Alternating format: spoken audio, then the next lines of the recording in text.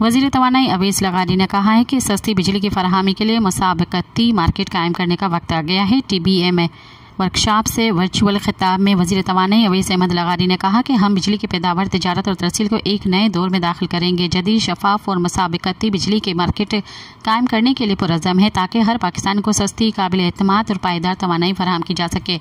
वज़ीर तवानाई ने कहा कि CTPCM आलमी तजुर्बात की रोशनी में तैयार करदा एक निज़ाम है। ये निज़ाम बिजली शोबे में शफाफियत, मुसाबिकत के फ़रोग़ के लिए डिज़ाइन किया गया है। ये कोई तजुर्बा नहीं है बल्कि बरसों से तैयार करदा इस्लाहाती मनसूबा है जिसे अब अमली जामा पहनाने का वक्त आ गया है। अवैस लगारी ने कहा कि हमारा ऑक्शन फ्रेमवर्क CTBCM के निफाज का बुनियादी सतून है। इसके तहत 800 मेगावाट व्हीलिंग डिमांड मुसाबकती अमल से अलाट की जाएगी।